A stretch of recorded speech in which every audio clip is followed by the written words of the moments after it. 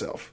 I mean, even these heavy ass dressers, it's kind of funny that, you know, the people that help me move, here I come in here fucking sitting in a wheelchair and I'd lift it up with one fucking arm and like struggling to carry this son of a bitch in. But I don't know, man. It's different.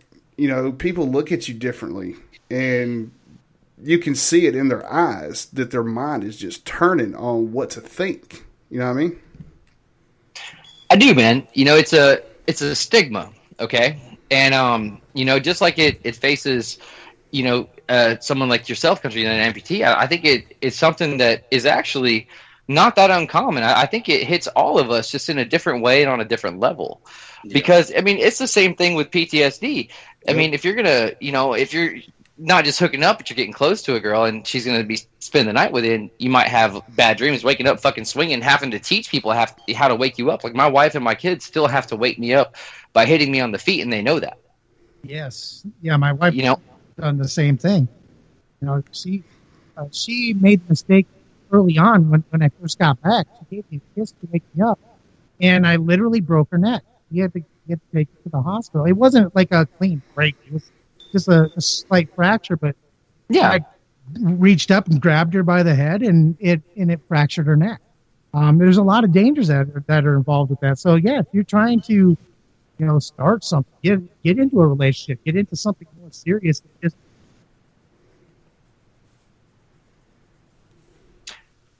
yeah, expect from you. Yeah, it's one of those conversations you have to have. It's one of those uncomfortable ones sometimes, and it's just the way it is. But once again, you know, be honest. Be honest with the person you're going after. You know, be honest with yourself about the situation. And in honesty, you also have to look at things are different maybe than where you were stationed. You know, dating scenes are different. Oh, yeah. There is such a thing, gentlemen, as casual dating. Just because you went on one date with a girl does not mean she's your girl. Okay, so don't be getting all defensive trying to fight a motherfucker just because you guys went to fucking Zaxby's. I mean, I'm just saying that ain't how it fucking works nowadays. You know, that does happen though. It does. I've seen it recently. Yeah. Oh yeah. Yeah, you kind of clicked on something earlier on this though, Anthony, about the confidence issue. Yeah, a lot of guys they do lose that confidence, and that being honest, that's your first step into being able to regain that confidence. Because you're never looking over your shoulder. You're never trying to figure out if someone's going to catch on to my bullshit or whatever. So that brutal honesty, that's going to be huge in regaining that confidence. It really is, man. And one of the things that I see, and I saw it even back when I was dating and, you know, before I was married and everything else. And that's that I see a lot of vets when they get out, they try to convince and persuade. It starts with everything from the way you dress to the way you talk to the way that you act around different people. There's no need for that. Yeah. Be honest, be real, be who you are 100% of the time, and don't change it. You know, that's the key. Let the person that if you're going to try to, you know, get with someone and pick them up, let them know that it's going to be the same you every time. Because if not, that throws people off. And one thing's that I've noticed with veterans is we'd like to try to adapt. You know, we try to adapt to our surroundings. And that's not always the best way. You know, it's don't adapt in that way. Adapt, learn to be comfortable, but also learn to be yourself and to put that out there. Oh yeah, you have to be honest. Honesty for relationships, that goes all the way around regardless. But to let people know right off the bat, well, maybe not right off the bat, within the first couple of dates, to let them know, you know, about how you are, some things that are going on with you that you know that happens and stuff like that. Because, you know, people that have nightmares, you know, I'm sure all of us do. You don't want to be sleeping with a woman for the first time, not necessarily having sex, but, you know, just sleeping in the same bed. And then all of a sudden, you're waking her up by screaming in your dreams. You know, those are things that you should let people know. And that's just, like you say, it's just being honest. Because at some point in time, they're going to learn about it. And they need to know right off the bat or within those first couple of dates, I think. Because you don't want to waste nobody's time. you don't want to hide a lot of these deep secrets for a long time because, they need to love you and respect you and want to be with you for who you are, not because of just what's on the outside. Very true. Very true. And, I think that right there is going to bring us right into our next topic, because we hit the serious note. Now we got to bring it down a little bit, all right? And the next topic is, don't worry about results. Just have fun. Okay? And I think that's a big one. I really do. Because so many of us, we go into things and we're looking for something more. And it doesn't have to be that. But in the same sense, don't get too light with it. Okay? It's not, you want to be yourself. For me, man, I have a very dark sense of humor. I really do. I'm a fucked up individual. And I don't think there is any other woman on this planet other than my wife that can fucking love my ass because I am fucked up. But I'm just saying, like me, I'm a fucking asshole, man. I know it. I am. I'm an asshole. But when I was single, I was 10 times worse. And I see this too a lot of times working in bars and clubs, doing security over the years and everything else. Okay? If you walk up to a girl, okay, this is an example of getting too light, okay, not worrying about results, okay, and this was me, and for some ungodly reason, this did work for me. But if you walk up to a girl and you're just like, hey, you know what, my penis is going to be in something tonight, but the more you talk, the less likely it's going to be you. Don't expect that to work, but if it does, put that one in the cargo pocket, maybe. I'm just saying, it works. Aries, am I lying? It definitely works. And that touches back to honesty, because you are being honest. Oh wow! I mean, I've heard the bar industry for years, and I tell you what, I have never heard a come on line like that actually work. But man, apparently I was working in the wrong bars. Because holy shit! I mean, I guess that's kind of one of those lines you can get away with in maybe a bar in Madison, Wisconsin.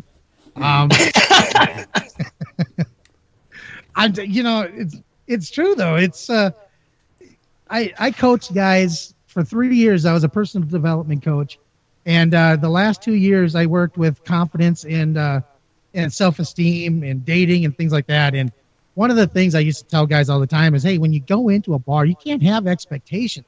Right? You got to go in with intentions. And they're like, well, I don't understand what you mean. Well, you expect to go into the bar and come out and get laid. You're not going to get laid, period, because that's desperate. But you got to go in with intention, meaning you're going to go in and you're going to drop hooks. It's like fishing. You drop 20 hooks, I guarantee you, 1 or 2 or 3 out of those 20 are going to be interested enough to grab. By the end of the night, they know your intention is to take them home and fuck the living shit up. Period. Well, man, here's the thing, is you have to know what you're looking for, okay? And sometimes when your confidence is down, touching on what we were talking about earlier, and you need to build me up, sometimes you got to find your inner savage, and you just got to fucking release it. Now, this will not work on classy ladies. Okay? Like, for instance, I think if I would have said this to my wife, she probably never would have talked to me again in the beginning. But one of the things I did is I actually learned from a friend was to come up and say the most outrageous fucking shit. But what you do is say you're in a group, okay, and you see the one you want, but everyone's kind of going after her. All the guys, you know what I mean? I know you guys have been in that situation. You got to separate the herd. You got to thin the herd. So if everyone's going after her, man, what do? You do the opposite. Okay? To the fat girl. Exactly. Okay? That's exactly what you do. And we're going to get into that a little bit later. That's topic 6. And we're going to call that the Fat and the Furious. Okay? But sometimes when you're getting there, okay, you go up to that girl and you say something completely retarded. And this is one of my best lines. This is fucking gold. So you motherfuckers write this shit down. But I would actually go up. I'd say, I'm going to drink until you're pretty. Then fuck you until you're ugly again. I'm totally kidding. You aren't ugly at all. I shouldn't have said that. I'm also totally kidding about fucking you. And then walk away. It sets the tone. Dude, I'm telling you that shit fucking works. It sets the tone because you're being pursued, you're denying the pursuit, and you're letting everyone fucking know, hey man, I'll say the most fucked up shit out here. And then you get the hot one. I don't know how it works, dude. It's fucking science. Don't question it. You gotta make them laugh. It's about making them laugh. It is. It is about making them laugh, and also it's the confidence. Everyone else is trying so hard, and you're the one not really trying. You're just kind of cracking a joke, drinking a beer, and walking away. You're the chill one. But that's it. That's exactly what you're talking about. Don't worry about the results. Just have fun. If you're having fun, you're gonna be laughing. They're gonna be laughing. It is what it is. Hell, I'd go into the bar. I'll sit down at a table. I don't know these people, and I'll just start listening to their conversations, and just they'll look at me like, "Who the fuck are you?" Hey, no, carry on. This is fun. This is good. And by the time I leave the table, we're laughing our asses off, and I'm friends with everyone, and it is what it is. But everybody's got a different style, and apparently, that's a style that works for a lot of people because making people laugh is really what it's about. It really is. I know, Aries, I know you got experience in this. Don't stay quiet back there, motherfucker. I know you got skills. Go on. Well, here's the thing: is I didn't have a life coach, like Chris.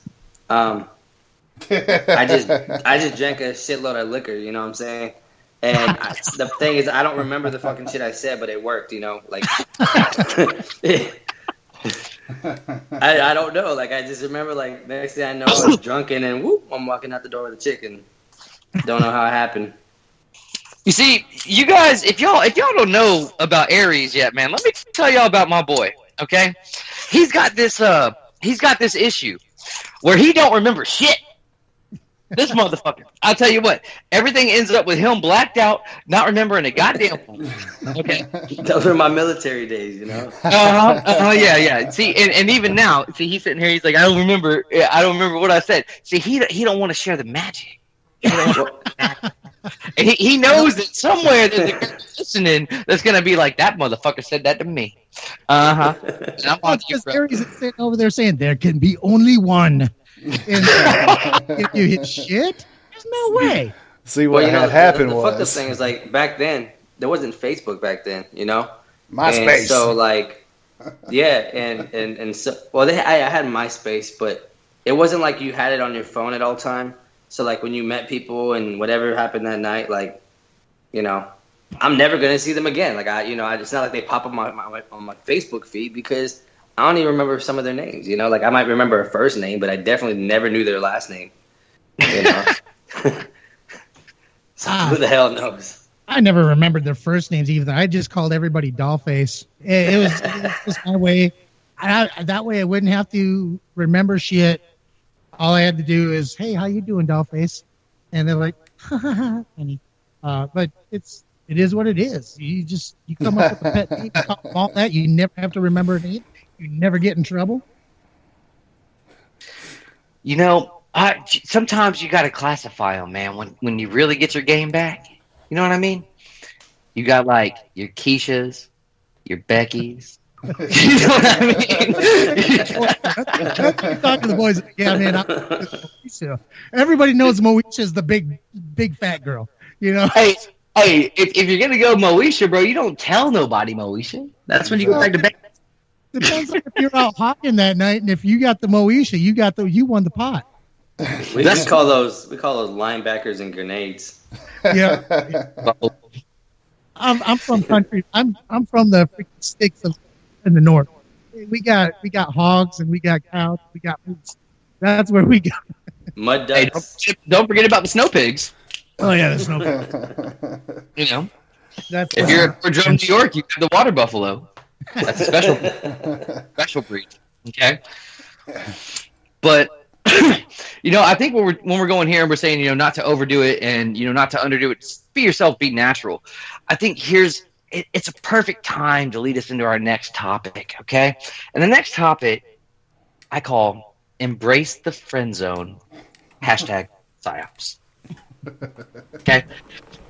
Now, we all have this mentality, and this goes back to our high school days, that you can't be friend zone. That's fucking horrible. You're never going to get anywhere. Well, in high school, that's true.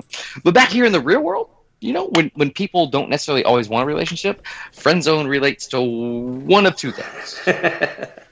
Okay? Most time that ends up being fuck buddy.